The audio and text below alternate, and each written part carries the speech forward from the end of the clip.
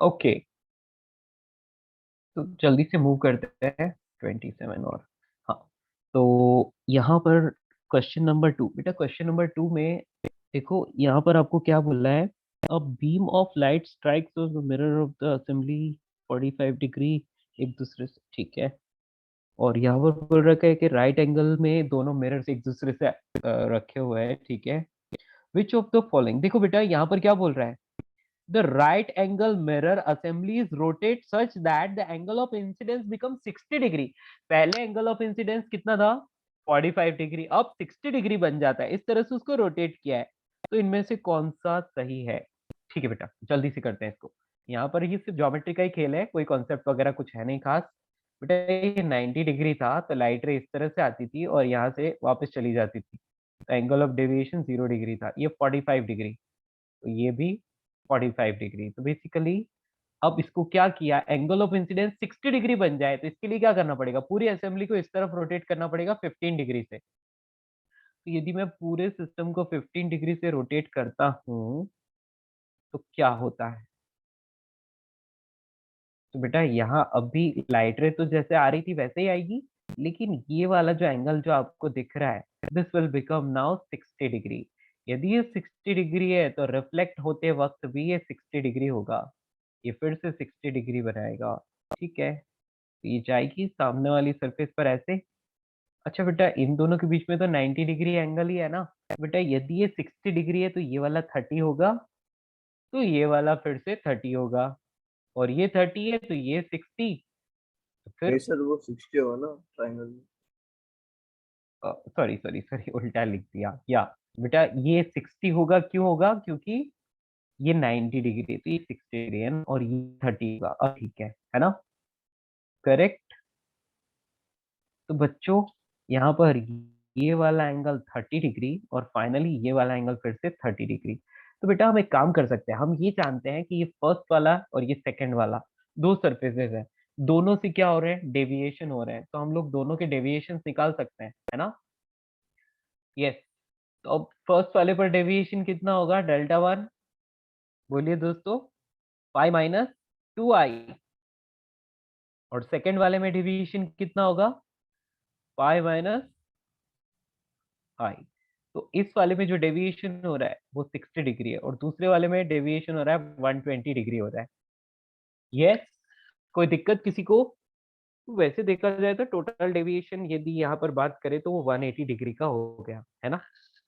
Light rays जो हो गई वो टोटल 180 डिग्री पर डेविएट हो गई। बाकी ज्योमेट्री से भी आप यहाँ पर देख सकते हैं, ज्योमेट्री से भी आप यहाँ पर देख सकते हैं। देखो कैसे, ये 60 डिग्री है ना, देखो ये वाला 60 डिग्री है और ये वाला 30 डिग्री है। तो बेटा इन दोनों का सम कितना हो गया, 90 डिग्री, राइट। बेटा एक तरह से आप देख सकते हो कि ये और ये, है ना, ये कितना है, ये 30 है और ये 60 है। सीधी टोटल काउंट करते हो ये कितना हो रहा है, 180 डिग्री हो रहा है, राइट। तो 180 डिग्री पर ये डेविएट हो गए, ठीक है ना, क्लियर। तो answer is 180 degree. Delta net is equals to 180 degree, total 180 degree का डेविएशन होगा। तो मतलब जस्ट जिस डायरेक्शन आ रही उसी डायरेक्शन में चली जाएगी, ठीक है। तो parallel to emergent ray is the answer. Okay बच्चों, क्वेश्चन नंबर 2 के बाद नेक्स्ट बात करते हैं क्वेश्चन नंबर 11। बेटा यदि आपको डाउट रह जाए तो मुझे बोल देना, है ना, मैं वापस डिस्कस कर लूंगा, ठीक है। यहाँ पर रिकॉर्डिंग स्टार्ट हो चुकी है। सर एक बार वापस समझा सकते हो, मैं डिस्कनेक्ट हो गया था। हाँ बेटा, मैंने एक सिंपल सी बात बोली है कि लाइट रे आ रही है, मैंने उसका रे डायग्राम बना दिया, ठीक है। दिख रहा है सेकंड वाला रे डायग्राम। Yes sir. यस बेटा, आप यहाँ देख सकते हो कि 60 डिग्री, ये 60 डिग्री, ये 30 डिग्री, ये 30 डिग्री। तो बेसिकली हम इसका प्रॉपर डायग्राम बनाए तो कुछ ऐसा दिखेगा। यदि यहाँ पर ये 120 डिग्री है ना, सॉरी यहाँ से यहाँ तक लाइट रे ऐसे जाएगी, फिर यहाँ से 60 डिग्री का एंगल, बेटा ये लाइट रे वापस ऐसे जा रही है, ये 30 डिग्री और ये 30 डिग्री, यानी कि टोटल 60 डिग्री। यहाँ पर टोटल 120 डिग्री। तो बेटा इनको ऐड करो, कितना हो रहा है, 180। यस सर, समझा अभी। 180 आंसर, दैट्स ऑल, ठीक है। Question number 11। क्वेश्चन नंबर 11 में आप क्या बताया दिखता है? हाँ, यहाँ पर कुछ ग्राफ्स बने हुए हैं u और v के बीच में, है ना? अ point source is situated at a distance of x is less than f, okay, and pole of a concave mirror of focal length f at time t is equals to 0। बेटा एक concave mirror लेना है, ठीक है ना? The point source starts moving away from the mirror with a constant velocity. Constant velocity से वो concave mirror से दूर जा रहा है। Which of the following graph represents the best? Okay, तो यहाँ पर मैग्नीट्यूड लेना है हमें v का, कोई दिक्कत नहीं है। बेटा ये कॉन्केव मिरर आप लोगों को तो पता ही है 1/v minus 1/u is equal to 1/f होता है ना? अब देखो, पहले वो x is less than f पर था, x is less than f, तो u को तो हम हमेशा नेगेटिव लेते हैं, तो 1/v माइनस 1/माइनस ऑफ x यहाँ पर डाल देते हैं, ठीक है? That is equal to 1/f। और f कैसा होता है बेटा? फोकल लेंथ कैसा आता है? नेगेटिव आता है। यहाँ नेगेटिव डाल दिया, ठीक है, कॉनकेव मिरर के लिए। तो यहाँ पर 1/v is equal to minus common ले लेते हैं, 1/f प्लस 1/x, राइट? तो यहाँ से v की वैल्यू मिल गई, v is equal to minus of F X upon F plus X. Okay, अब यहाँ पर एक बात है बेटा कि जब फोकस और पोल के बीच में ऑब्जेक्ट होता है तो इमेज कहाँ बनता है? यस, इमेज इज रियल और वर्चुअल।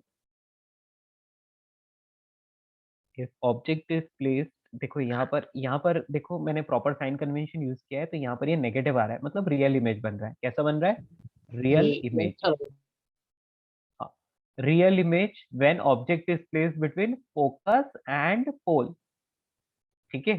तो when x is less than f, ऐसा इस कंडीशन के लिए आ गया रियल इमेज। ओके ना, दूसरा केस ले लेते हैं, x is greater than f। थोड़ी देर के बाद ऑब्वियसली वो फोकस को क्रॉस करके निकल जाएगा। x is greater than f, तो 1/v minus 1 minus of x is equal to 1 minus of f, है ना? हाँ, एक और बात है बेटा, यहाँ पर तो ये दोनों प्लस आ गए, ठीक है? हम्म, ठीक है, तो इस कंडीशन में कैसा आ रहा है? कोई भी कंडीशन हो, वैसे रियल इमेज ही बन रहा है ना? हेलो, तो बच्चों रियल इमेज के लिए हाँ ठीक है, कोई दिक्कत नहीं है। एक मिनट, इनमें से कौन सा ग्राफ सही होगा? तो इसको हम वैल्यू लेके करें तो क्यों ना ज्यादा अच्छे से समझ में आएगा। Do you agree? बोलिए यस दोस्तों।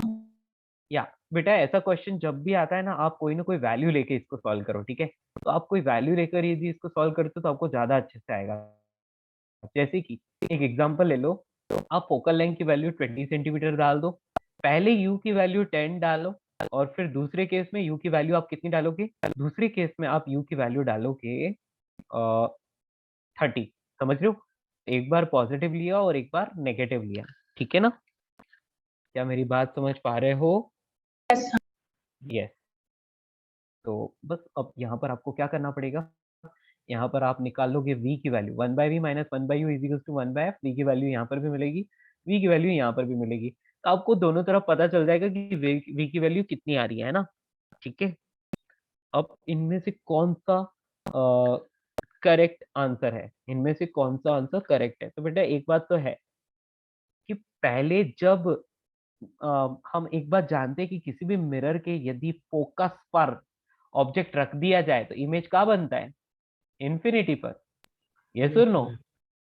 यस। तो आप एक बात समझ लो कि जैसे जैसे पोल से फोकस की तरफ, आर यू गेटिंग, यानी कि u की वैल्यू x की वैल्यू जैसे जैसे इंक्रीज होती है, वैसे वैसे ऑब्जेक्ट का इमेज इन्फिनिटी को टेंड करता जाता है ना? ओके, इन्फिनिटी को तो अपन ड्रॉ कर नहीं सकते, लेकिन यहाँ पर फोकस होगा वहां तक। उसके बाद क्या होगा? ये इस तरह से। आप मेरी बात समझ पा रहे हो? यस और ये मैग्नीट्यूड ऑफ v है ना, मैग्नीट्यूड ऑफ v है, इसलिए ऐसा आया, ठीक है?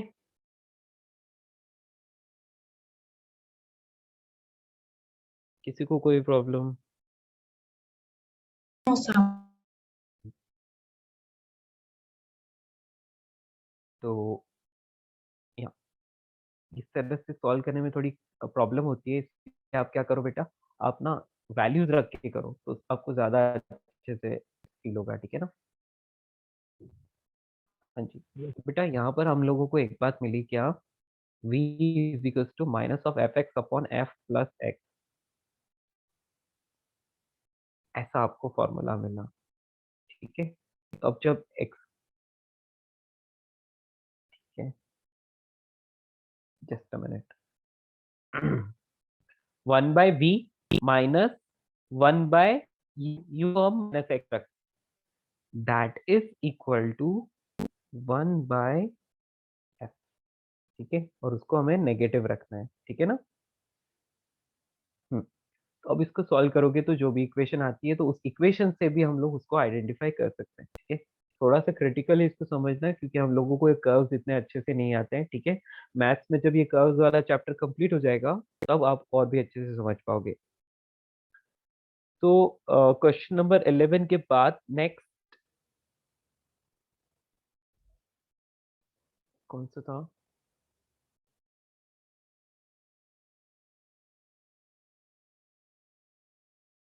क्वेश्चन नंबर 11 के बाद नेक्स्ट था, अच्छा ये सब बाकी रह गए हैं, 7 8 9 10, पहले 7 8 10 कर लेते हैं फिर आगे बढ़ते हैं ना। क्वेश्चन नंबर 7, अच्छा यहाँ पर मैंने कुछ हाँ ये मुझे लग रहा था मैंने कुछ तो गड़बड़ की बेटा, वो लेंस है, तो लेंस के लिए यहाँ पॉजिटिव लगाओगे है ना, पॉजिटिव लगाने पर क्या मिलेगा, 1/v is equals to 1/x minus 1/f, अभी ठीक है ना। मुझे लग रहा था कि कुछ तो गड़बड़ है, या तो बेटा इस क्वेश्चन में आपको मिल गया क्या, v की वैल्यू आ गई F X upon F minus x, ठीक है। तो आपको एक बात यहाँ पर समझ में आ रही है कि जब x की वैल्यू f के बराबर हो जाती है तो इनफाइनाइट पर इमेज बनता है ना। और इस v को आपको क्या रखना है, हमेशा पॉजिटिव रखना है, तो यहाँ पर आप इस पूरे का मॉड ले लेते हो। तो अब x की वैल्यू को वैरी करते जाओ, आप लोगों को मिलता जाता है, ठीक है ना। क्लियर, किसी को कोई प्रॉब्लम तो नहीं। ये ग्राफ कोई और तरह का आता, लेकिन अभी अभी क्या है कि यहाँ पर आप मैग्नीट्यूड ले रहे हो ना, इसलिए ये दोनों ऊपर आते हैं ना, वरना ये एक वर्चुअल इमेज बनता तो वो फिर दूसरी तरफ आता। क्वेश्चन नंबर 7 की बात करते हैं बेटा, क्वेश्चन नंबर 7 में क्या लिखा है देखो, क्वेश्चन नंबर 7, अच्छा ये क्वेश्चन नंबर 7 बेटा पूरा ज्योमेट्री बेस्ड है, आप लोगों को यहाँ पर ना फालतू में उलझाने की कोशिश की है और कुछ भी नहीं।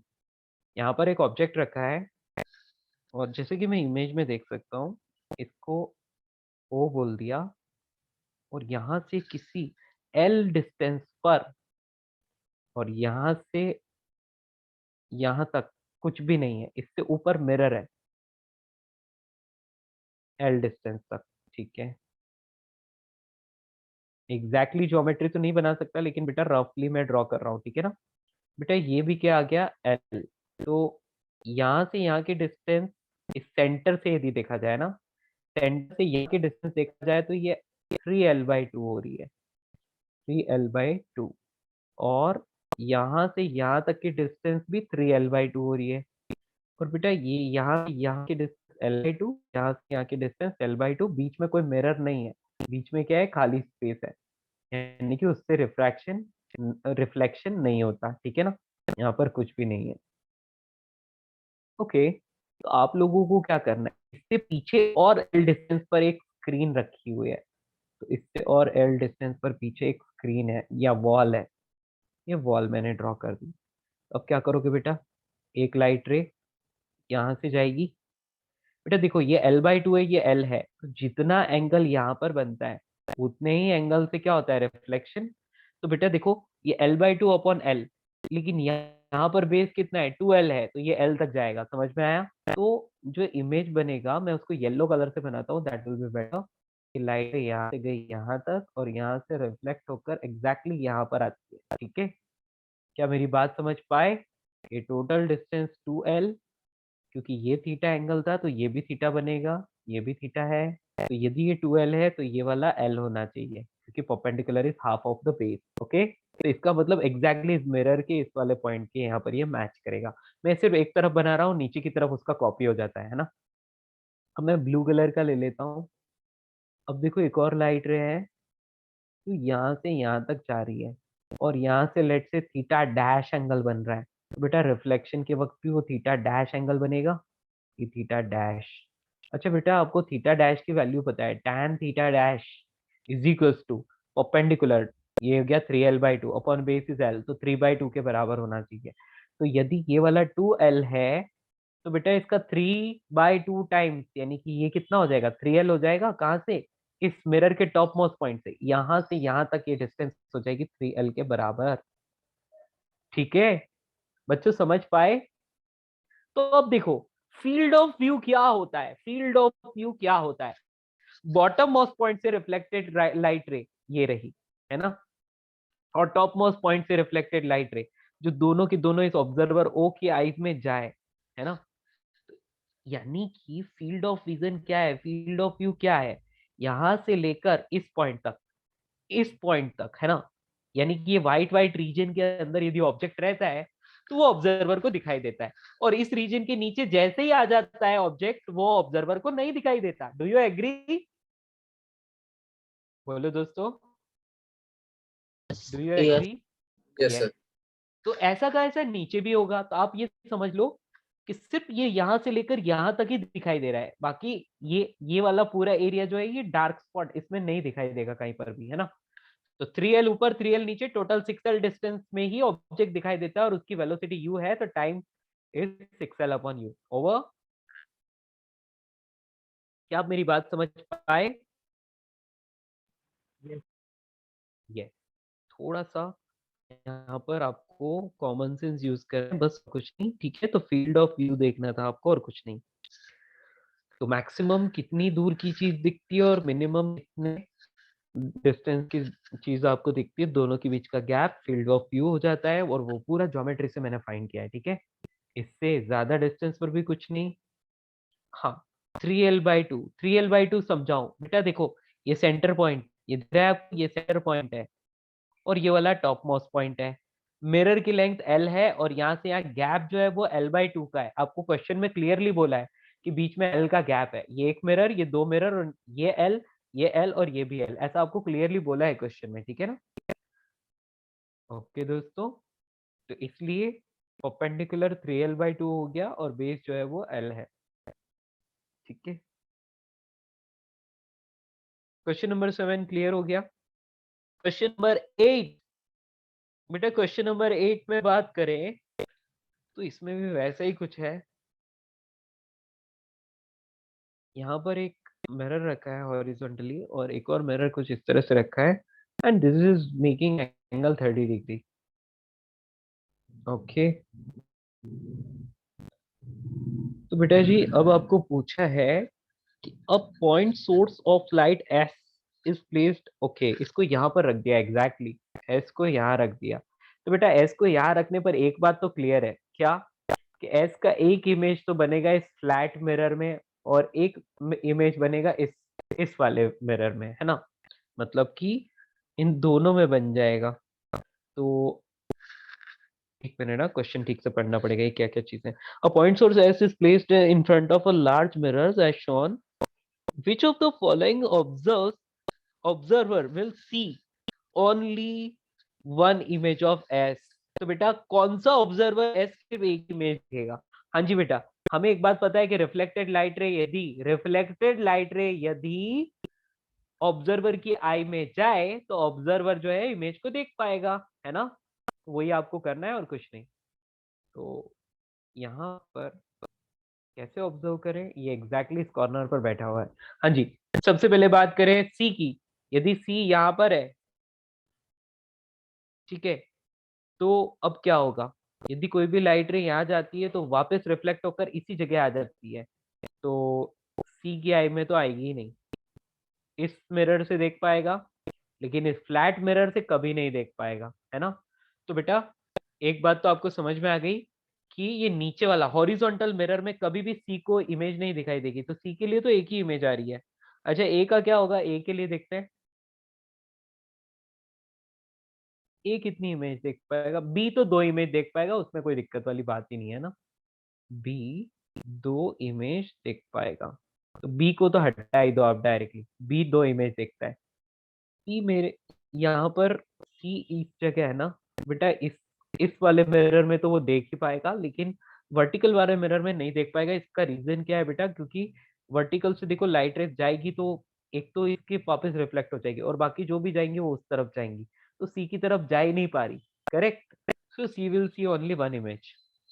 ठीक है, ए की बात करें, क्या ए देख पाएगा? तो मान लिया कि ए यहाँ पर है, तो बेटा ए के पास कितनी लाइट रेस जा पाती है वो देखते हैं। बेटा सबसे पहली बात, इसका एक इमेज ये एम इस हॉरिजॉन्टल मिरर में तो दिखाई देगा, लेकिन जो किसी एंगल पर रखा है क्या उस मिरर में दिखाई देगा? बेटा यदि ये यहाँ से किसी एंगल पर है, ऑब्वियसली ये इसको दिखाई दे सकता है। यस, ये थीटा तो ये भी थीटा, तो दिखाई दे सकता है। इस वाले में दिखाई देगा। और हाँ, तो बेटा सिर्फ सी ऐसा है। ओके, आप एनालाइज कर सकते हो। ठीक है, यहाँ पर कितने इमेजेस दिखाई देंगे? सी को सिर्फ एक ही दिखाई देगा, बाकी ए बी दोनों को दो दो दिखाई देंगे।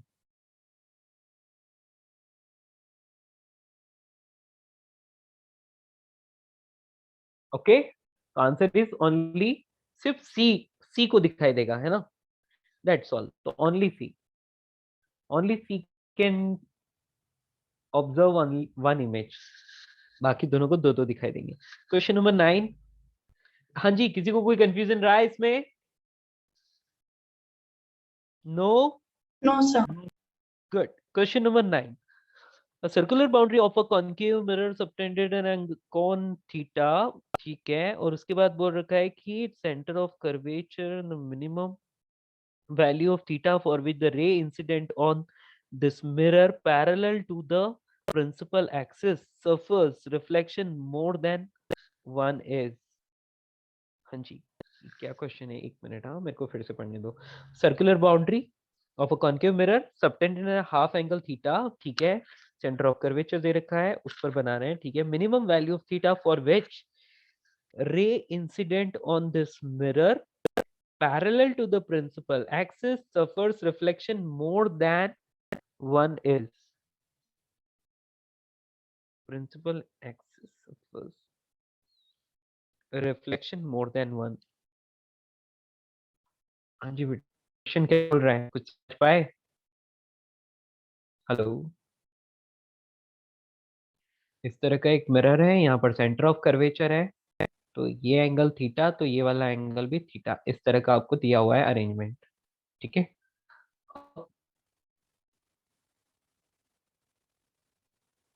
हाँ, अभी आपको बोल रहा है the value of theta for which the incident on the mirror, okay, principal axis suffers the reflection more than one, मतलब मोर देन वन रिफ्लेक्शन कितनी रेस के लिए हो सकता है, कितने एंगल के लिए हो सकता है। थीटा की वो वैल्यू बतानी है जिसके लिए मोर देन वन रिफ्लेक्शन हो। तो बेटा सिंपल सी बात है, यदि लाइट रे यहाँ से जा रही है, लेट से यहाँ से जितना एंगल है उतना ही एंगल यहाँ से बनाएगी और फिर जाएगी, और ये दूसरी तरफ यहाँ से रिफ्लेक्ट होकर जाएगी। Are you getting? तो बेटा यहाँ ये जो एंगल ऑफ इंसिडेंस होगा उतना ही एंगल ऑफ रिफ्लेक्शन होगा, तो वो यहाँ पर आ जाएगा और फिर हम लोग इसको ऑब्जर्व कर सकते हैं। तो यहाँ पर एक प्रॉब्लम है, यहाँ पर एक प्रॉब्लम क्या है बेटा, कि हमें मोर देन वन, ठीक है, इसको हटाओ, ये तो हमें पता चल ही गया है, हमें थीटा की वैल्यूज बतानी है।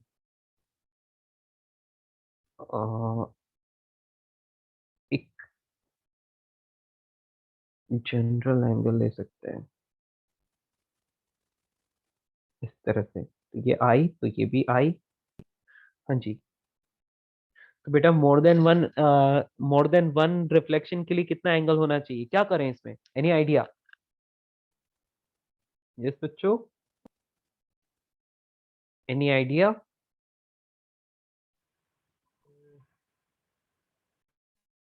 हेलो, आप यहाँ पर बोल सकते हो कि यदि कोई लाइट रे, यदि यह इंसिडेंट होती है तो यहाँ पर से हम लोग, एक मिनट रुकिए, हाँ, the minimum value of theta for which the ray incident on the mirror to the principal axis serves reflection mode. अरे बेटा वो रे कहीं से भी आ सकती है, सॉरी सॉरी सॉरी। यस बेटा, इसका मतलब ये तो हमने बना दिया क्या, सेंटर ऑफ कर्वेचर से मिलाने वाली लाइन यानी कि नॉर्मल, और लेट से कोई लाइट रे इस तरह से आ रही है, ठीक है, और यहाँ से आ रही है तो ये फिर से रिफ्लेक्ट होगी, तो जितने एंगल पर इंसिडेंट हो रही है उतने ही एंगल पर रिफ्लेक्ट होगी, और ये रिफ्लेक्ट हो रही है तो ये मोर देन वन रिफ्लेक्शन कर पाए, है ना, ये क्या कर पाए, मोर देन वन रिफ्लेक्शन यहाँ पर हो पाए, तो उसके लिए थीटा की वैल्यू कितनी होनी चाहिए, मिनिमम वैल्यू, ठीक है। तो इस तरह का कुछ डायग्राम हम लोग ड्रॉ कर सकते हैं। ओके तो हाँ जी बेटा, हेलो बेटा, your voice is not audible. Once again, can you repeat? Hello?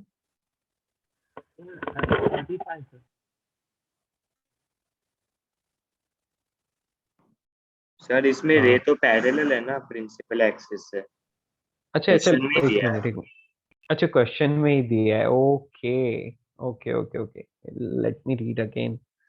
तो ये मोबाइल से पढ़ना पड़ता है तो हाँ, एक मिनट। हाँ, circular boundary of the concave mirror subtend an angle theta and the center of curvature, the minimum value of theta for which the ray incident on this mirror parallel to the principal axis suffer reflection more than, okay okay okay okay, तो आप ये समझ लो कि यहाँ पर कोई light रे ऐसे पैरेलली आ रही है, और पैरेलली आने के बाद रिफ्लेक्शन होता है, और रिफ्लेक्शन होने के बाद दूसरी तरफ जाके वापस इस तरफ, ओके ओके ओके, मतलब कि सेकंड रिफ्लेक्शन के बाद पैरेलल हो ना हो, फर्स्ट रिफ्लेक्शन के बाद फर्स्ट रिफ्लेक्शन में वो पैरेलल है, ठीक है। तो बेटा ये एंगल थीटा है, तो इसका मतलब ये एंगल भी थीटा होना चाहिए, करेक्ट, और यदि ये एंगल थीटा है तो ये एंगल भी थीटा होना चाहिए।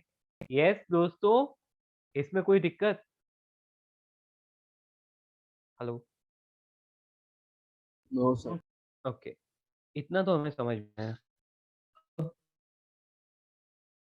यहाँ मोर than one reflection, more than one reflection के लिए हम लोग क्या बोलेंगे कि अब यहाँ पर जब ये आएगा तो ये एंगल कितना होगा, तो लेट से इसको मैं मीट करा देता हूँ, कहाँ से, सेंटर ऑफ कर्वेचर से, ठीक है, ऊपर वाला तो ठीक है, अभी नीचे वाले की बात करते हैं।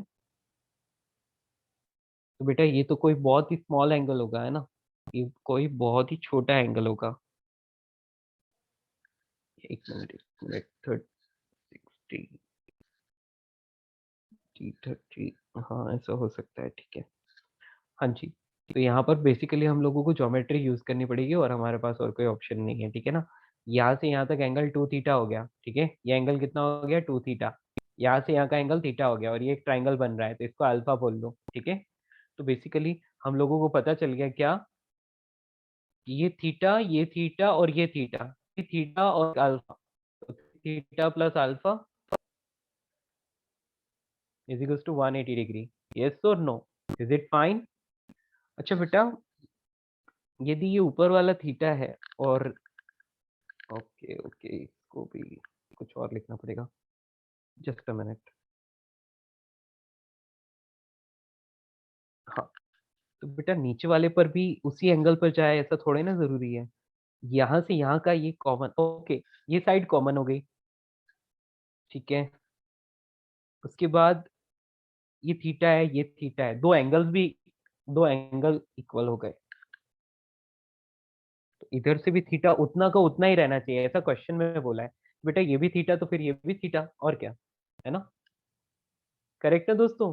क्वेश्चन में ऐसा बोला है ना, दोनों तरफ थीटा इक्वल बना है तो मिनिमम वैल्यू थीटा फाइंड करना है, तो डायरेक्ट हो गया बेटा, यहाँ पर 4 थीटा इज इक्वल्स टू, एक ट्रायंगल के तीनों एंगल्स का सम इतना होता है ना, आंसर आ जाएगा थीटा इज इक्वल्स टू, कितना आ रहा है, ये तो 90 डिग्री आ रहा है, ऐसा तो कोई ऑप्शन में होगा ही नहीं, सॉरी 45 डिग्री है ऑप्शन में है। Hello yes sir.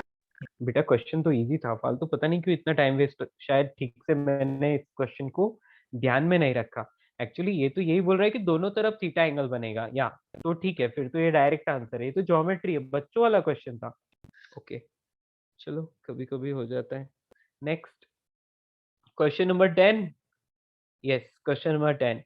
बेटा क्वेश्चन नंबर 10 में आपको बोल रखा है object O is placed in front of a small plane mirror, okay, and large convex mirror M2 of focal length f. The distance between O and M1 is x and the distance between M1 and M2 is y. ठीक है बेटा, तो हम लोग क्या करते हैं, एक तो कॉन्वेक्स मिरर ले लेते हैं और एक प्लेन मिरर ले लेते हैं, ठीक है। एक प्लेन मिरर मैंने ले लिया and object O is placed, ये M1 दे दिया इसको नाम, और यहाँ पर एक और कॉन्वेक्स मिरर है जिसको हमने यहाँ पर रख लिया। एक बार इसको यहाँ पर ऐसे रख के देखते हैं क्या होता है, ठीक है। हाँ, अभी आपको क्या बोल रहा है बेटा, a large convex mirror M2 of focal length. तो बेटा एम ये जो कॉन्वेक्स मिरर है ना, ये बहुत ही लार्ज है, ठीक है। The distance between the object O and M1 is x। तो ऑब्जेक्ट यहाँ कहीं है, इन दोनों के बीच की डिस्टेंस x है, and the distance between M1 and M2 is y। M1 और M2 के बीच में जो डिस्टेंस है उसको y बोल दिया है, ठीक है। The images of O formed by M1 and M2 coincide। बेटा दोनों की इमेजेस coincide करे तो ऐसा तो तभी पॉसिबल है जब जब क्या हो, देखो इस मिरर में तो इमेज यहाँ बनेगी, ठीक है, और इस वाले मिरर के लिए इमेज जो है वो के पीछे इस जगह आनी चाहिए। तो आप ये समझ लो कि ये भी x रहेगा।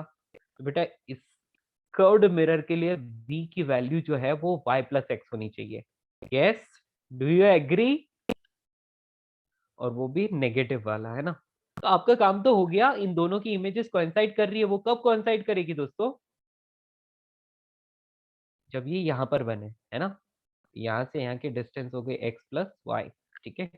चलिए हम वैल्यू रख सकते हैं। अब हमें सिर्फ और सिर्फ इस बड़े मिरर के लिए, मतलब कर्व्ड मिरर के लिए, कॉन्वेक्स मिरर के लिए करने की जरूरत है। 1/v plus 1/u is equal to 1/f, ठीक है।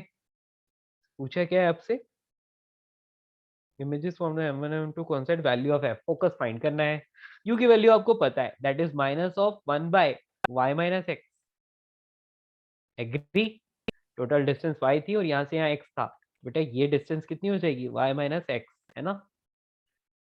ओके, इमेज कहाँ बन रहा है, तो 1/1 x प्लस y। और बेटा ये इमेज कैसा बनना चाहिए, ये इमेज रियल बनना चाहिए, तभी ऐसा पॉसिबल है, तो ये कॉन्साइड कर पाएगी। तो इसको आप नेगेटिव ले लो, ठीक है। ओके, बस इसको सॉल्व करो, आंसर आएगा। हाँ, 1/v minus 1/u is equal to 1/f। Focal length इसकी पॉजिटिव होती है। सॉल्व करेंगे तो आंसर मिलेगा। तो दोनों को आप माइनस कॉमन ले लो, नीचे आ गया Y square minus X square. तो इसको X square minus Y square ले लेंगे तो ऊपर वाला माइनस साइन यहाँ पर कंपेंसेट हो जाएगा। हाँ जी, ऊपर क्या आएगा, ऊपर हम लोग लिख सकते हैं y minus X plus Y is equal to 1/f। Focal length की वैल्यू आ गई, f इज इक्वल टू कितना आ गया, X square minus Y square divide by 2y, है ना। हेलो, कोई प्रॉब्लम इसमें? जो भी था वो सिर्फ और सिर्फ डायग्राम और कुछ नहीं।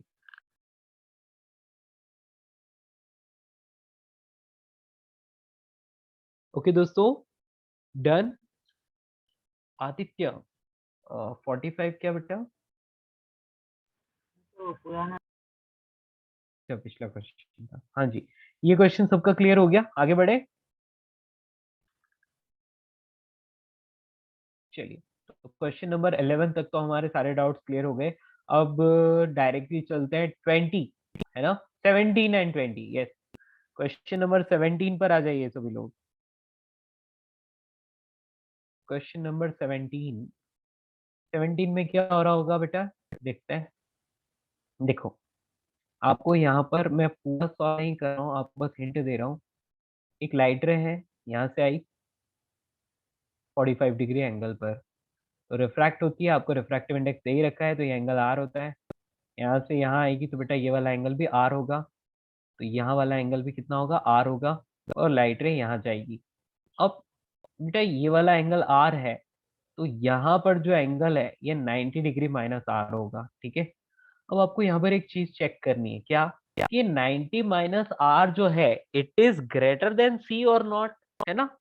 इसके मैं दो केसेस बना रहा हूँ। If 90 degree minus r is less than c, c क्या होता है बेटा, सी इज क्रिटिकल एंगल, है ना, साइन इनवर्स 1/μ। यदि इससे छोटा है देन तब क्या होगा, तो लाइट रे यहाँ से इमर्ज हो जाएगी। तो हम लोग सिर्फ और सिर्फ क्या करेंगे, Snell's law, then apply Snell's law, है ना, डायरेक्टली स्नेल्स लॉ अप्लाई कर लेते हैं और एंगल ऑफ इमर्जेंट फाइंड कर लेते हैं।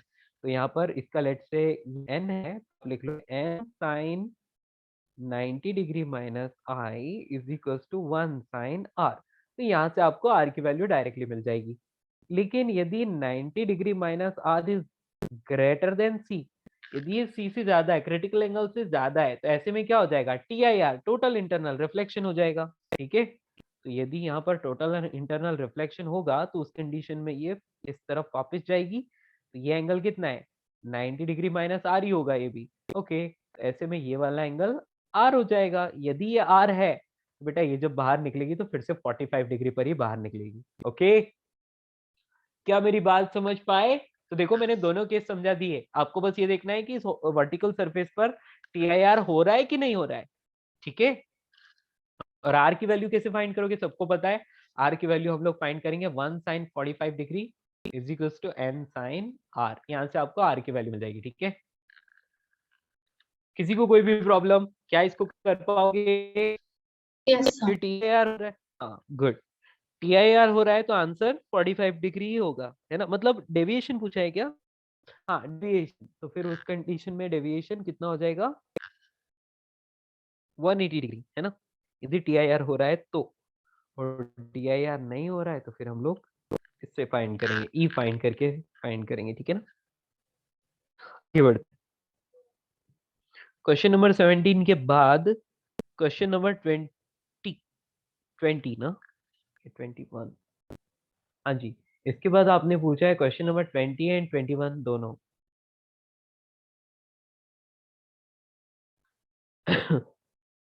Question number 20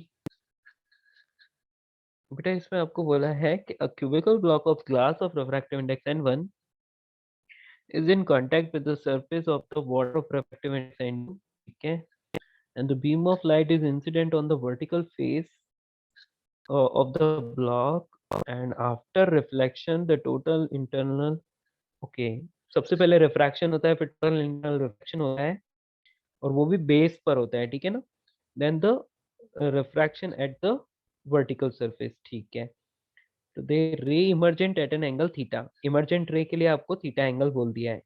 then the value of theta is given by, value of theta कितनी होगी। ठीक है, तो बेटा हम तो लॉ ऑफ रिवर्सिबिलिटी जानते हैं, है ना, लॉ ऑफ रिवर्सिबिलिटी जानते हैं हम लोग। तो देखिए एक अच्छी बात, यहाँ पर लाइट रे लेट से किसी एंगल पर आई, यहाँ पर रिफ्रैक्ट हुई, लेट से इस तरह से इंसिडेंट हुई और इस तरह से रिफ्रैक्ट हुई, तो ये कोई एंगल आर होगा। तो यहाँ से TIR हो रहा है, मतलब ये वापस इस तरफ जाएगी, तो इसका मतलब यहाँ वाला एंगल 90 माइनस आर, ये भी 90 माइनस आर, तो ये वाला फिर से आर होगा। जो बाहर निकलेगी वो, बेटा जो बाहर निकलेगी वो e will be equal to i. Yes और नो, डू यू एग्री दोस्तों? हेलो, ये क्या आप इस चीज से सहमत हैं? या तो बेटा आपको ये समझ में आ गया इतना। तो अब बस आपको क्या करना है, यहाँ पर इसका रिफ्रैक्टिव इंडेक्स आपको दे रखा है n1, इसका आपको दे रखा है n2। यदि ये फाइनल एंगल जिससे बाहर निकल रही है ये थीटा है, तो बेटा एंगल ऑफ इंसिडेंस भी कितना हो गया, यहाँ पर भी थीटा हो गया, कोई दिक्कत वाली बात नहीं है ना। आपको जस्ट आर की वैल्यू फाइंड करनी है, और बाकी चीजें आपको पता ही है कि यहाँ पर TIR कब होगा, इस वाले पर, इस सरफेस पर, नीचे वाले बेस पर TIR कब होगा वो भी आपको पता है। तो कैसे करोगे, सबसे पहले तो हम लोग आर की वैल्यू फाइंड कर सकते हैं। तो आर की वैल्यू फाइंड करें तो हम लोगों को पता है कि n1 sine r is equals to, बाहर की तरफ एयर एलेट से, तो 1 sine theta. Clear? Okay, equation number 1 बना दी हमने। अब नीचे की तरफ यहाँ पर हम लोग बात करें तो यहाँ पर क्या होता है बेटा, यहाँ पर TIR होता है, तो हम लोग यहाँ पर लिख सकते हैं कि ये 90 माइनस आर से ग्रेटर होना चाहिए, है ना? तो यहाँ पर मैं लिख सकता हूँ n1 साइन 90 माइनस आर, ठीक है?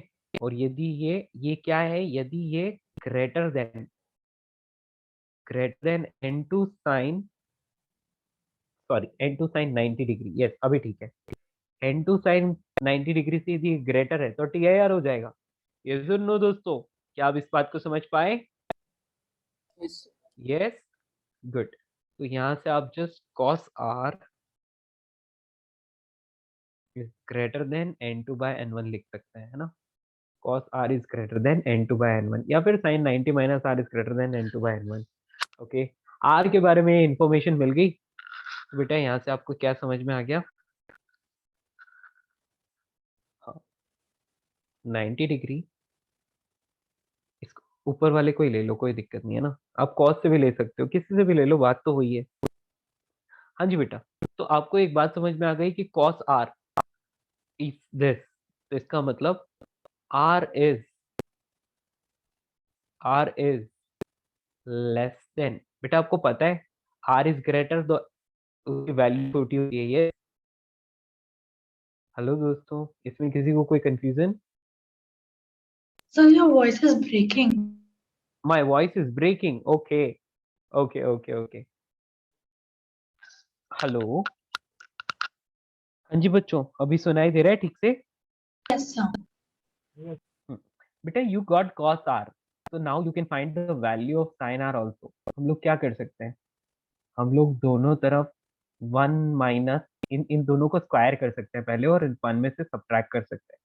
तो लेट्स डू वन थिंग, दोनों तरफ स्क्वायर कर लो, तो cos square r is greater than n2 by n1 का स्क्वायर, है ना? अब दोनों तरफ माइनस साइन लगा लो बेटा, यदि हम माइनस साइन लगा लेंगे तो ये दोनों ऑपोजिट हो जाएंगे। तो cos square r is less than n2 by n1 का होल स्क्वायर, यहाँ पर नेगेटिव साइन। अब दोनों तरफ वन ऐड कर लो, तो one minus cos square r is less than one minus n2 square by n1 square. क्या हम ऐसा कर सकते हैं? बोलो दोस्तों, कैन वी डू दैट? ये साइन स्क्वायर आ गया, that is less than n1 square minus n2 square by n1 square. Okay, तो साइन r को हम लिख सकते हैं n2 माइनस n1 divide by n1। Okay, got it? You can write it like this, ठीक है? मैंने थोड़ा सा लेंथी टाइप का कर दिया, आपको समझ में आ रहा है क्या? यस दोस्तों, तो साइन आर की वैल्यू इससे इससे छोटी होनी चाहिए, और इधर आपको साइन आर पता चल गया। यहाँ पर साइन आर कितना है? Sine r is equal to sine theta upon n1, है ना? ओके दोस्तों, तो sine theta upon n1 is sine r की इस वैल्यू को डालो, इस वैल्यू को उठा के आप यहाँ पर रखते हो, n2 square minus n1 square का root divide by n1।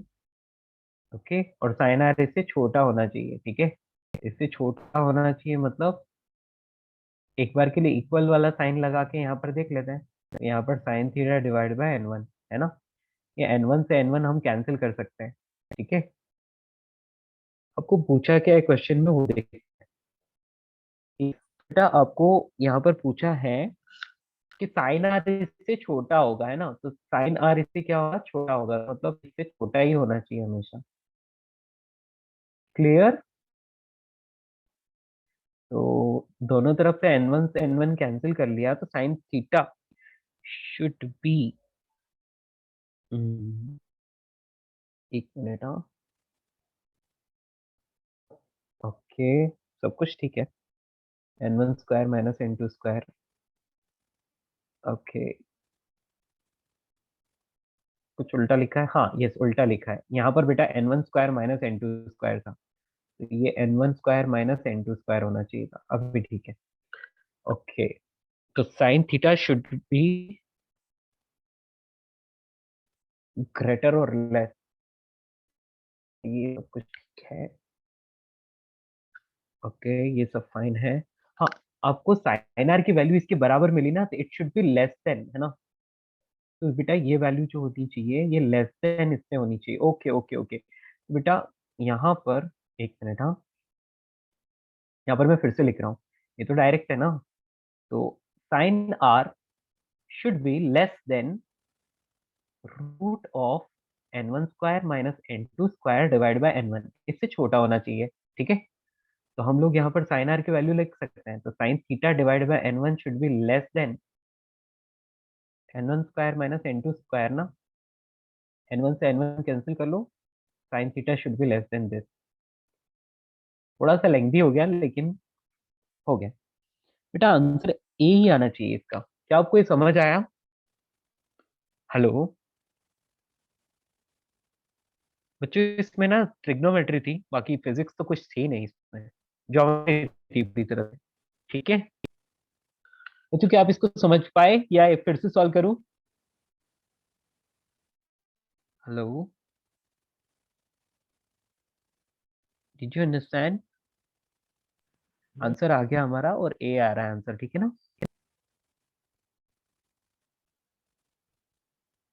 Hello, Yes, sir. Okay good. तो चलिए आगे मूव करते हैं। तो अभी तक क्वेश्चन नंबर 20 हो गया है, 21। अभी क्वेश्चन नंबर 21 पर आ जाते हैं, ठीक है। क्वेश्चन नंबर 21 के बाद आगे बढ़ जाएंगे, कोई दिक्कत नहीं है। क्वेश्चन नंबर 21 में आपको बोला है बेटा हाँ ये इजी क्वेश्चन है बेटा। एक कंटेनर है, यदि कंटेनर में इस तरह से पानी भरा हुआ है और पेंसिल ऑफ रे, मतलब आप समझ लो कि यहाँ कोई ऑब्जेक्ट है और उससे रेज निकल रही है इस तरह से, ठीक है। ये रेज निकल रही है, एक मिनट, लेट से रे जो है वो इस तरह से जा रही है। बेटा आपको एक बात पता है कि यदि किसी कंटेनर में पानी भरा और कंटेनर को एक्सेलरेट किया जाए तो फिर लिक्विड की सरफेस ना कुछ ऐसी दिखने लग जाती है। Yes, agree? बोलो दोस्तों। या मान लिया ये यहाँ से थीटा एंगल बना रही है, तो बेटा यदि ये यहाँ से थीटा एंगल बना रही है तो ये वाला एंगल भी थीटा होगा। तो एक काम करते हैं, एक नॉर्मल ड्रॉ कर लेते हैं यहाँ पर। बेटा नॉर्मल ड्रॉ करूंगा तो नॉर्मल भी थीटा एंगल बनेगी। तो बेटा ये थीटा क्या हो गया? Angle of incidence. Angle of incidence, यदि ये एंगल ऑफ इंसिडेंस हो गया, तो यदि थीटा की वैल्यू जो है इट इज ग्रेटर देन और इक्वल टू सी हो गई, तो उस कंडीशन में टी आई आर हो जाएगा, यानी कि लाइट रेज बाहर ही नहीं निकलेगी, वापस अंदर आ जाएगी, है ना। तो बेटा आप थीटा के लिए आप क्या लिख सकते हो? आप लिख सकते हो theta is equals to sine inverse 1/म्यू, या theta is greater than equal to sine inverse 1/म्यू। उसके लिए क्या हो जाएगा? यहाँ पर टी आई आर हो जाएगा। अब बात ये कि थीटा कैसे फाइंड करें? तो बेटा आप एक काम करो, ये सरफेस है ना, यहाँ पर एक पार्टिकल कंसीडर कर लो। इस पार्टिकल पर नीचे mg फोर्स लगता है, और क्योंकि कंटेनर आगे चल रहा है तो मैं मान लेता हूँ इस पर शूडो फोर्स पीछे की ओर लगता है ma के बराबर। ठीक है, तो रिजल्टेंट फोर्स इधर कहीं लग रहा होगा जिसके अलॉन्ग नॉर्मल होता है, ठीक है ना। ओके, सो हम यहाँ पर एक बात बोल सकते हैं कि ये एंगल थीटा है ना। यदि ये एंगल थीटा है तो tan theta is equals to ma by mg, यानी कि a upon g। Clear? tan theta is a upon g। Question में 7.5 दे रखा है, g की वैल्यू 10 होती है, 3/4 आपको मिल गया, थीटा की वैल्यू 37 डिग्री मिल गई, है ना।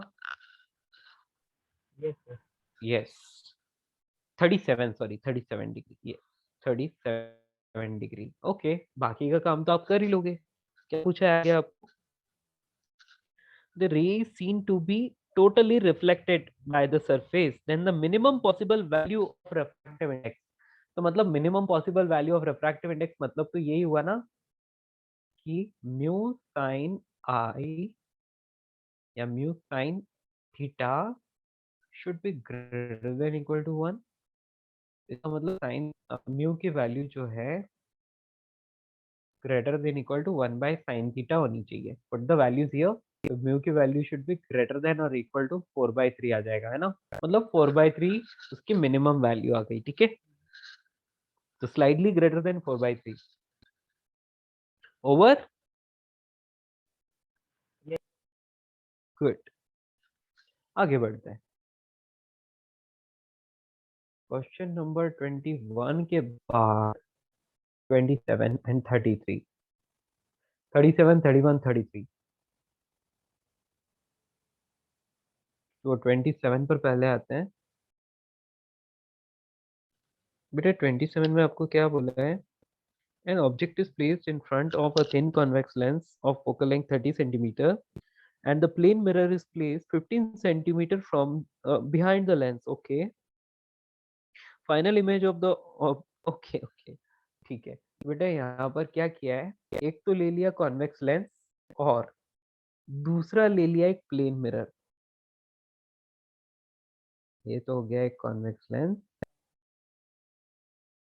और फिर इसके पीछे रख दिया एक plane mirror.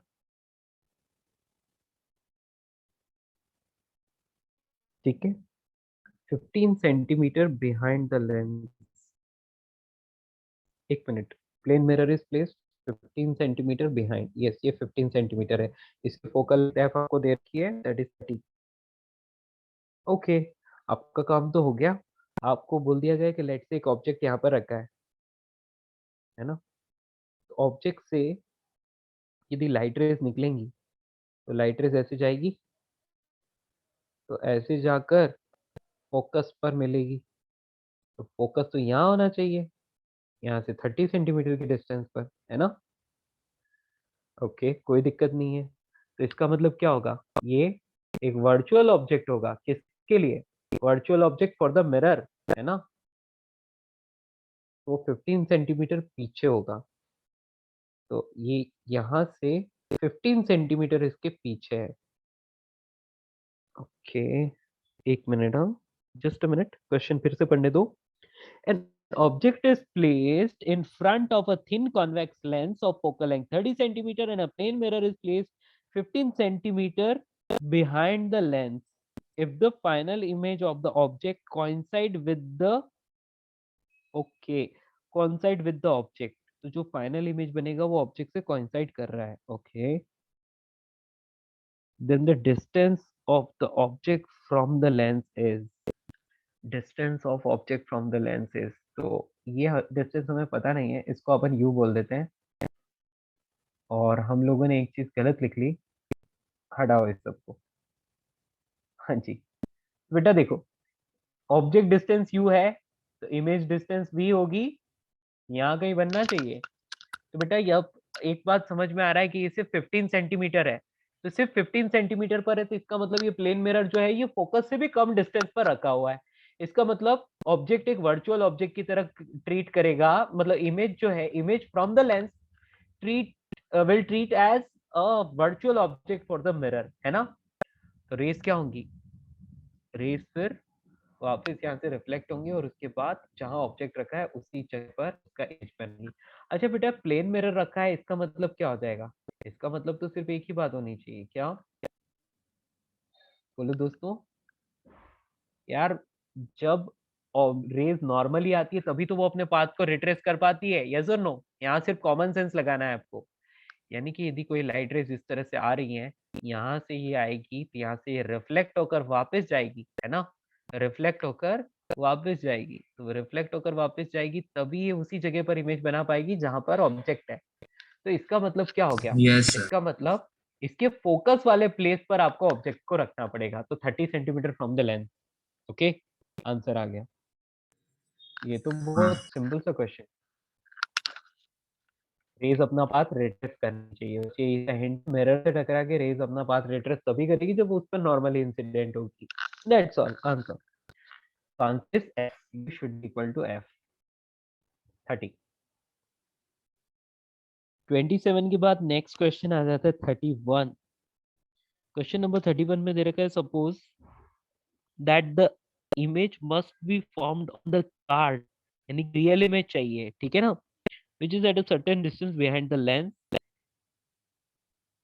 Okay, while you move the turnip away from the lens, then you should, तो हम लोगों को क्या करना? ओके ओके ओके, ठीक है। तो बेटा एक बात है कि यहाँ पर रखा हुआ है लेट से ऑब्जेक्ट, इसको ऑब्जेक्ट समझ लो।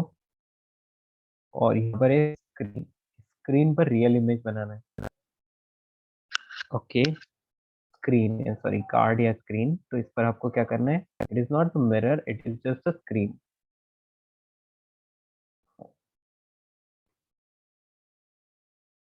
ओके, अब स्क्रीन तो फिक्स्ड है, लेकिन यहाँ पर क्या कर दिया, एक लेंस लगा दिया इस तरह से।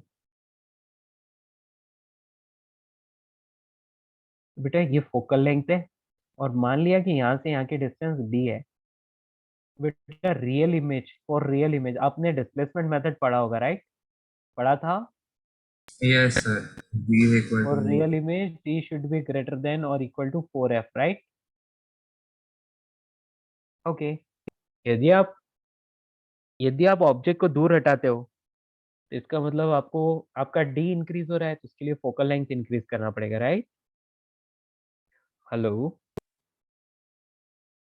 सर ने क्या ये मेरी नहीं बात पढ़ा। समझ पा? Suppose that the image must be from the card, ठीक है, इतना सब कुछ ठीक है। You move the turnip away from the lens, lens से दूर हटा रहे हो, देन यू शुड, इस कंडीशन में आपको क्या करना पड़ेगा, increase the squeeze of lens. Squeeze of lens, इससे क्या मतलब है? मुझे तो इतना समझ में आ रहा है कि इसकी फोकल लेंथ इंक्रीज करनी पड़ेगी। स्क्वीज क्या होता है? Captain the card decrease the squeeze. बेटा स्क्वीज से क्या समझ रहे हो, उसका मतलब अपर्चर तो नहीं बोलना चाह रहा कहीं ये? कहने का मतलब, हाँ ये अपर्चर ही बोलना चाह रहा होगा।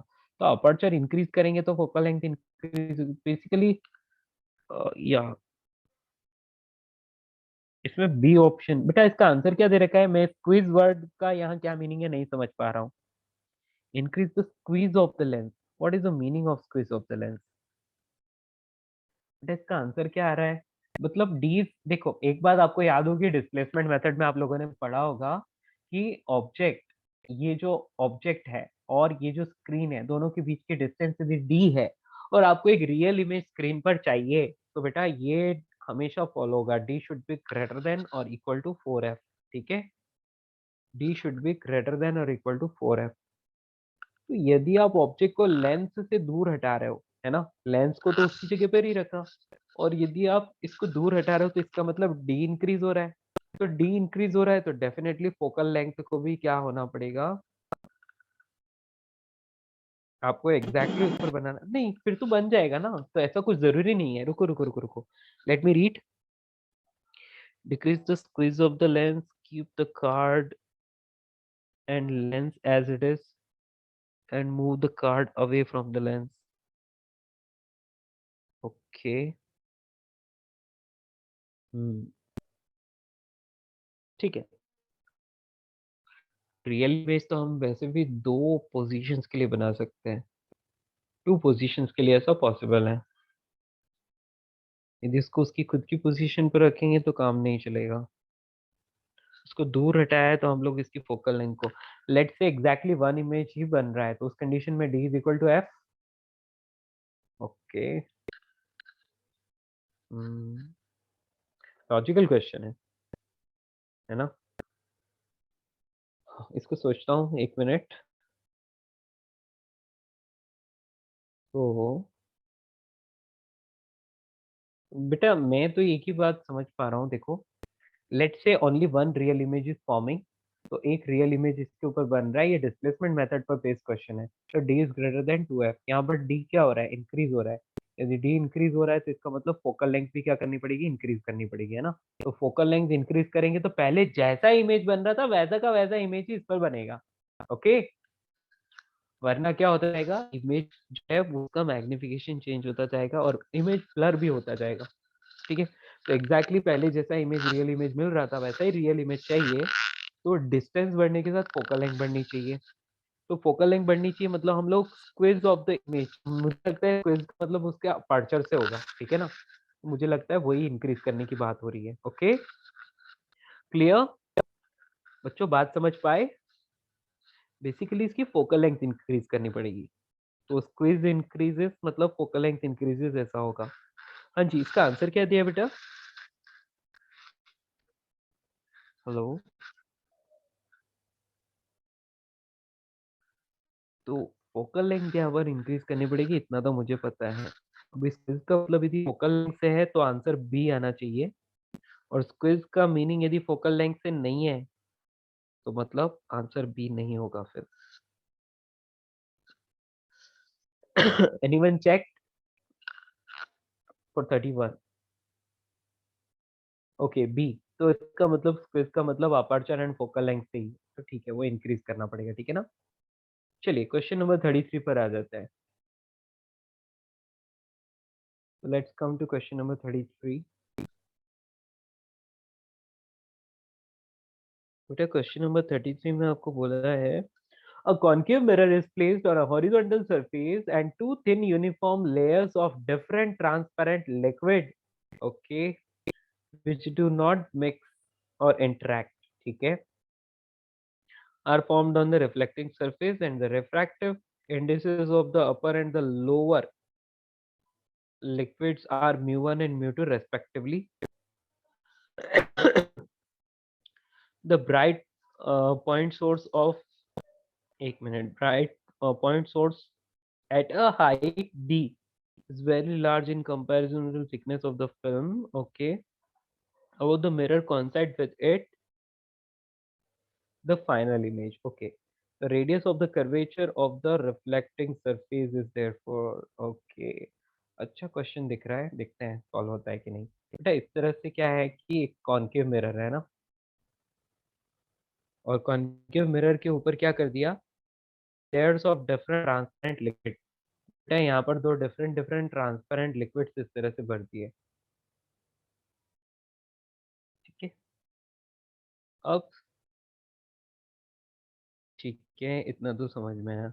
अब कोई एक ऑब्जेक्ट है, लेट से यहाँ पर रखा है, ऑब्जेक्ट को यहाँ पर रखा है, तो उसका इमेज जो है ना बेटा, वो इमेज फिर से ऑब्जेक्ट से कोइंसाइड कर जाए, इमेज फिर से ऑब्जेक्ट से कोइंसाइड कर जाए, ठीक है।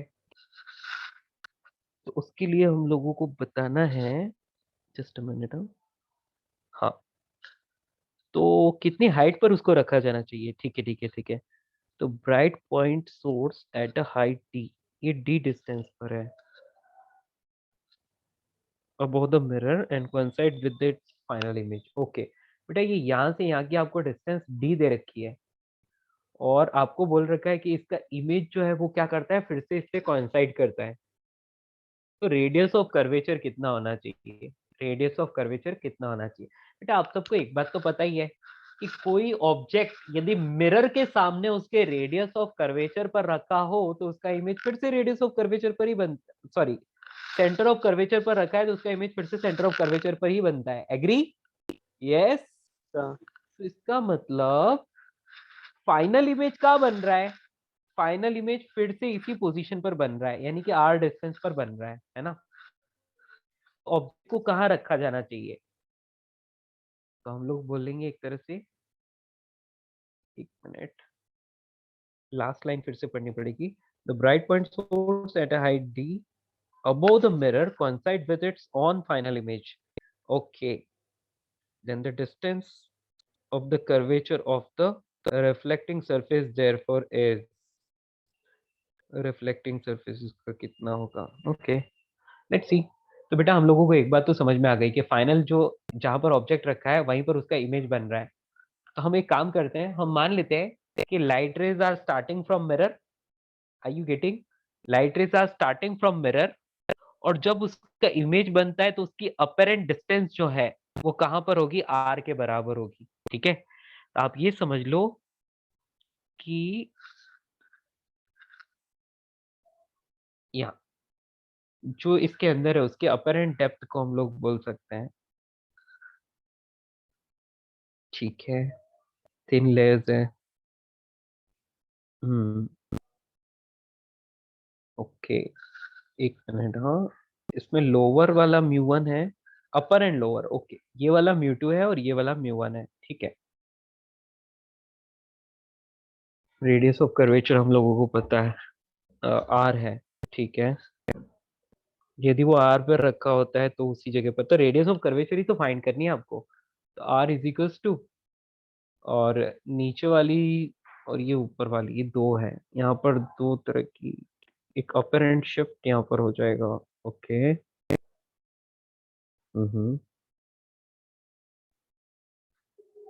तो इसको हम लोग सॉल्व करें तो क्या होगा बेटा? इससे तो फर्क नहीं पड़ता, इस वाले से thin layers, these are two thin layers.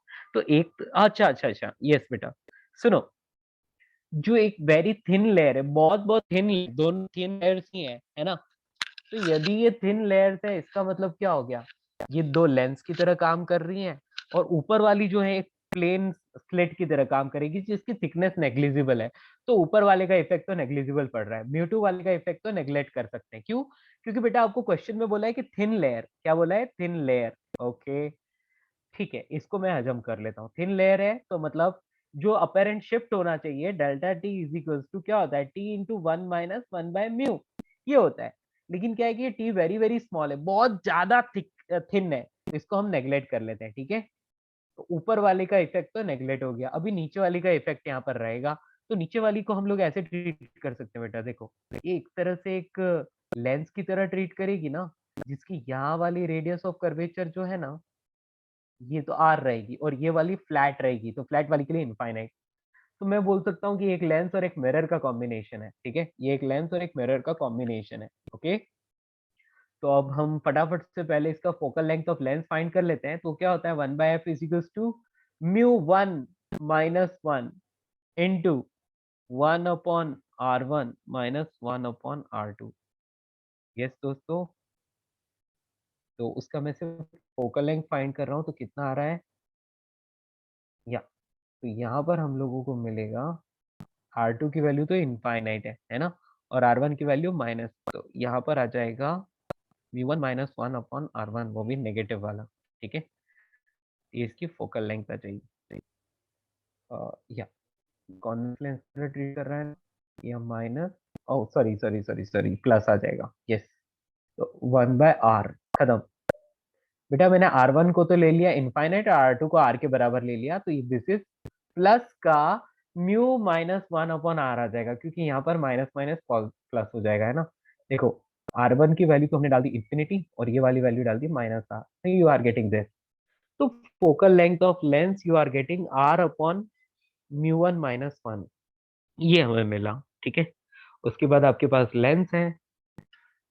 Okay, तो हम लोग इक्विवेलेंट एफ एम मिरर जो बन रहा है, तो वो क्या होता है? 1/f मिरर -2/f लेंस, ये फॉर्मूला होता है। ठीक है, इसको यूज करके देखते हैं। तो 1/f mirror is 2/r। Okay, 2/r, और यहाँ पर हम यूज कर लेते हैं -2/f लेंस। एफ लेंस कितना है बेटा? r/μ - 1। ठीक है बच्चों, बात समझ आ रही है? अच्छा, एक और चीज, यहाँ पर ना ये इस तरफ है ना, ऊपर वाली डायरेक्शन, तो ये नेगेटिव लेना पड़ेगा। इस कॉन्केव मिरर है ना, तो नेगेटिव लेना पड़ेगा। कॉन्केव मिरर का फोकल लेंथ नेगेटिव होता है। ओके, इसको सॉल्व करें। -2/r माइनस माइनस यहाँ पर हो जाएगा +2/r। बेटा 2/r कैंसिल हो रहे हैं, और यहाँ पर क्या आ रहा है? माइनस का 2μ/r। ये म्यू कौन सा वाला है बेटा? ये म्यू जो लेंस से कनेक्टेड μ1 है, ये μ1, ये μ1, 1/f। तो बेटा ये मुझे जो फोकल लेंथ मिल रही है ना, दैट इज r/2 म्यू के बराबर मिल रही है। फाइनल जो मिरर बन रहा है उसकी फोकल लेंथ है ना, फाइनल मिरर की फोकल लेंथ। ओके, ये फाइनल मिरर की फोकल लेंथ इतनी बन रही है, तो हम लोगों को एक बात पता है कि फाइनल क्या होता है? मिरर, है ना? इसकी रेडियस ऑफ कर्वेचर, तो बेटा डी जो होगा, यदि वो इसकी रेडियस ऑफ कर्वेचर के बराबर होगा, तो अपना काम हो गया। मतलब जो, ये सुन लो, सॉरी, इससे जो इमेज बनेगा है ना, एक मिनट दोस्तों, इतना तो हम लोगों ने जो भी किया है वो तो क्लियर है। तो f mirror is equal to r/2 mu, ऐसा हम लोग लिख सकते हैं। ठीक है, और जो इमेज की जगह बनना है r dash is equal to 2 times of F M, तो r/म्यू, r dash is equal to r/म्यू, और r की वैल्यू d के बराबर है। ओके, एक मिनट, नहीं नहीं रुको, कुछ तो गड़बड़ है। Let me think, just a minute दोस्तों। अच्छा ये उल्टा लिख दिया। ठीक है, 1 by f mirror is equals to -2 mu by r। Okay ठीक है, इतना सब कुछ क्लियर है और ये r के बराबर होना चाहिए। हम्म ओके, इस चीज को हम लोग क्या कर सकते हैं, एक मिनट, इसके ऑप्शंस देखने पड़ेंगे। रिलेटिव के साथ डायरेक्टली भी तो डील कर सकते हैं ना। Question number 33। हाँ जी, मैंने ऊपर वाले को एक प्लेन स्लेट की तरह ट्रीट कर दिया था, इसलिए यहाँ पर हो सकता है कि कुछ गड़बड़ हुई हो। तो देखते हैं इसकी वजह से क्या हो रहा है। इतना सब कुछ क्लियर है ना, फोकल लेंथ ऑफ मिरर हमें मिल गया, ये इक्विवेलेंट मिरर है और इसकी डबल ही तो होती है। ओके, इसका 2 times. Hmm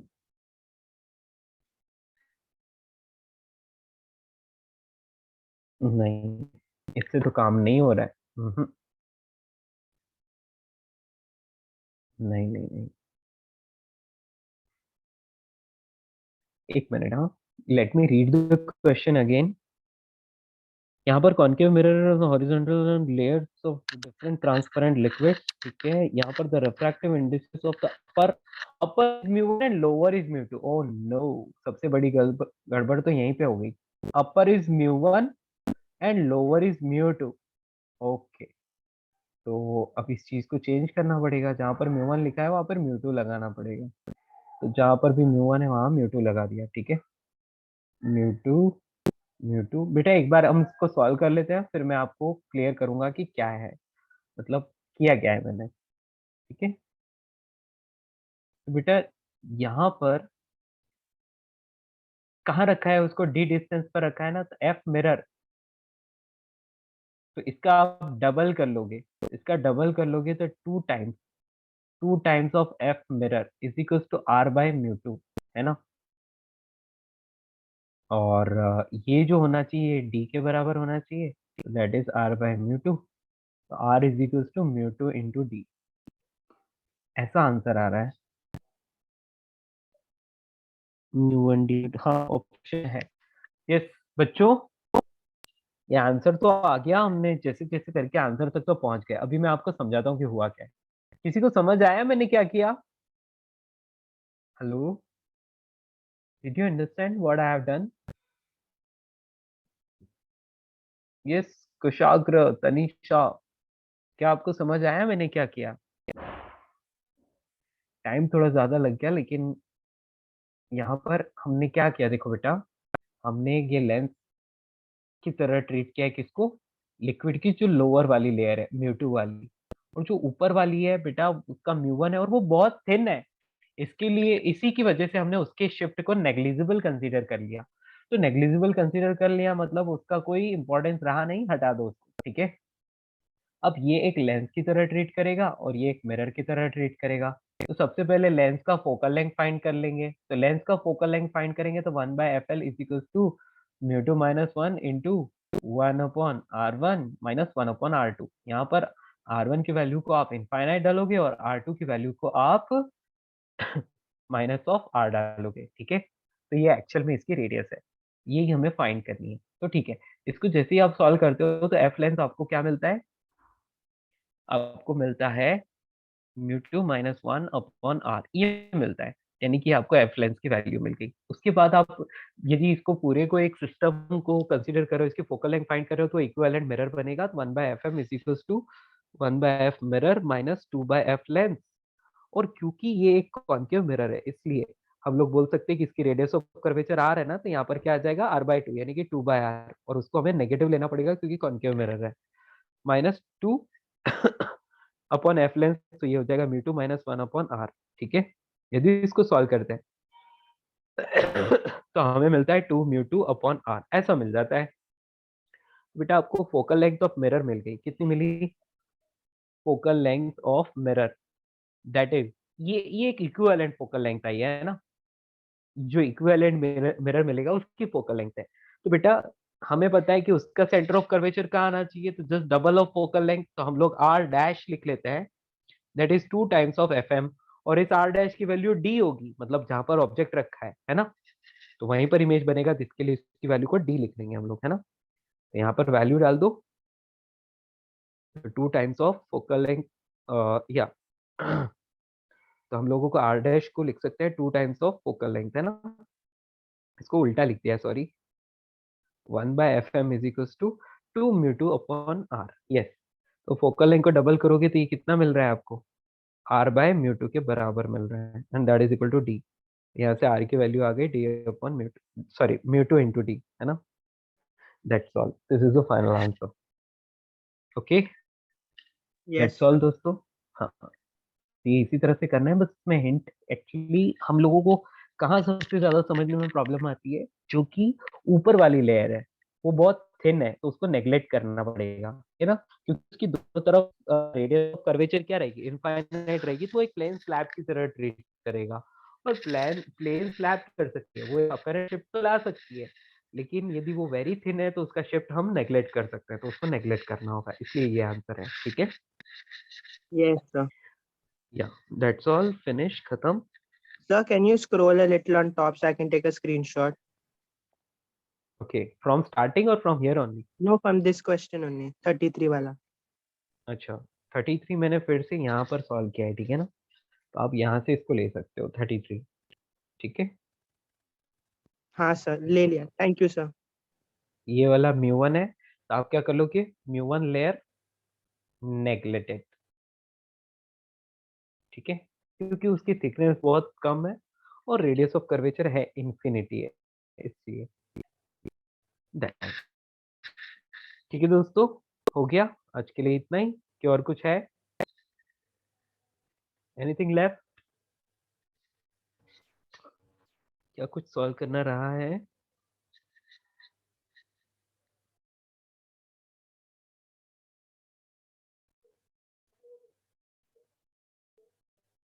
bye sir, thank you sir. Bye bye, okay दोस्तों, चलते हैं, बाय बाय।